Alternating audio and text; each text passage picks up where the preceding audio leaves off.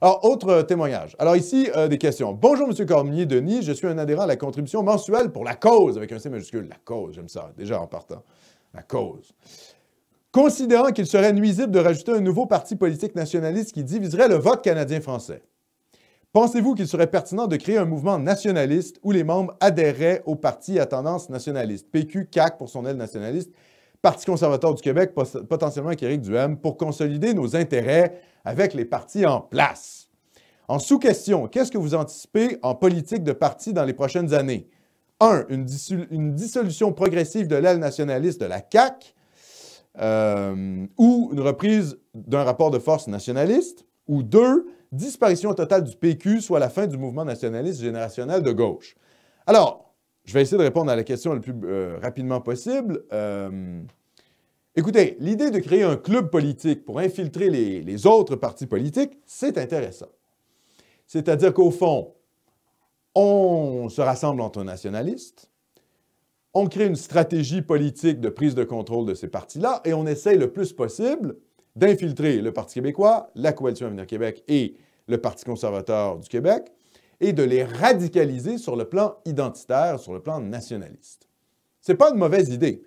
Évidemment, vous comprenez qu'actuellement, avec, comment je dirais, l'ambiance des mesures sanitaires délirantes, ça va être un petit peu difficile à faire, parce que pour faire des rencontres en personne, ça va être assez compliqué.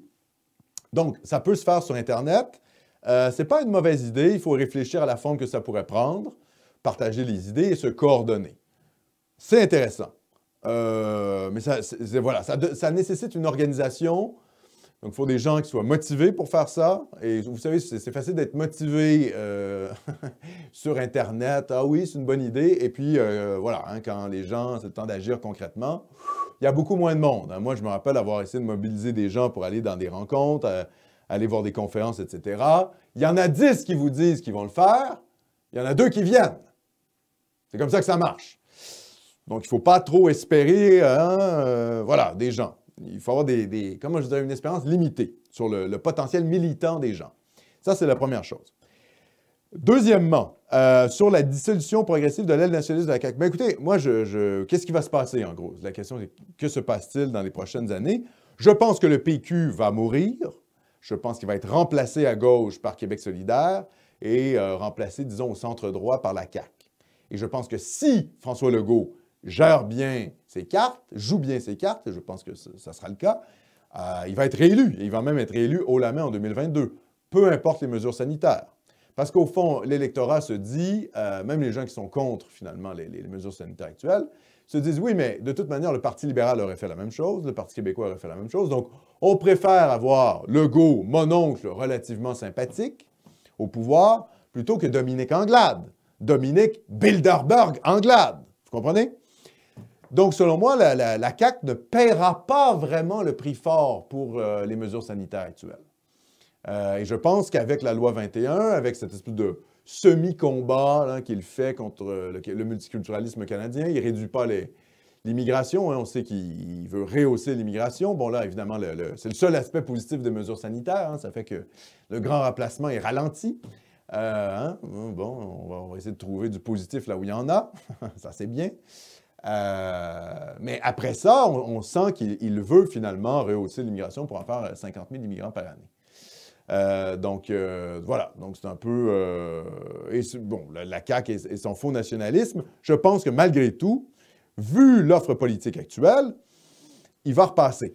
Le Parti conservateur du Québec d'Éric Duhem, quant à lui, il peut percer, il peut faire 5 % des voix. Éric Duhem peut être élu dans son comté.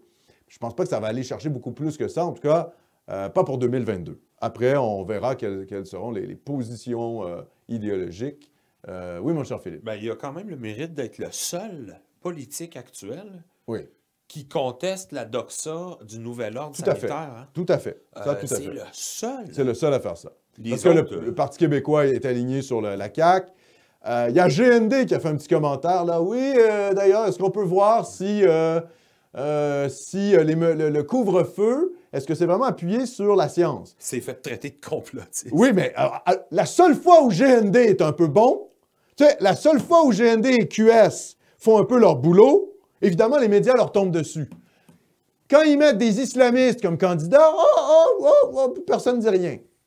Puis quand c'est le temps, quand ils ont enfin une bonne critique du gouvernement de la CAQ, là, tout le système médiatique tombe sur GND. GND, vous savez, c'est le plus intelligent chez QS. D'ailleurs, s'il est brillant, il va comprendre qu'il doit finir au Parti libéral du Québec après 10 ans, après que la CAQ ait fait un cycle politique de 10 ans, 15 ans. Si le go est bon, il peut durer même 3 mandats, je pense. Enfin, renouveler l'exploit de Duplessis, en quelque sorte. Et GND, qu'est-ce qu'il va devoir faire? Bien, toutes les forces anti-caquistes vont devoir se coaliser dans une seule entité politique, et cette entité politique, c'est les rouges, quoi. C'est les libéraux. C'est comme la même chose, c'est ce qui s'est passé après Duplessis, vous savez. Tous les opposants politiques se sont ramassés dans le Parti libéral pour le battre, en 59 et en 60, après la mort de Duplessis. Donc, je pense que ça va être le même cas de figure pour le Québec. Donc, GND, d'ailleurs, il parle comme un petit libéral, il agit comme un petit libéral. Le fond, on le sait, il est plutôt marxisant, etc., mais par pragmatisme, le Parti libéral va devenir de toute manière le parti de la gauche. Oui, certes, lié avec le monde des affaires, mais le parti de la gauche multiculturelle, face à une droite qui va être vue comme le Parti des Canadiens français des régions, donc de droite, faussement de droite, mais ça va être l'image médiatique que va avoir la CAQ. Et donc, le Parti libéral, eh bien, ça va être le parti, finalement, de la gauche montréalaise. Et qu'est-ce qu'est QS, sinon que la gauche montréalaise? Donc, à terme, je pense que le destin de GND, c'est de terminer chez les libéraux. Ça, c'est ce que je crois. S'il est brillant. Sinon, il reste dans ce micro-parti crypto-marxiste, ultra-féministe et islamo-gauchiste à la fois, là, qui n'aura aucune chance de prendre le pouvoir. Je pense que GND est plus brillant que ça. En tout cas, ça, c'était la question de créer un mouvement nationaliste. C'était la question de JP. Merci JP pour la question. Question intéressante sur l'avenir du Québec.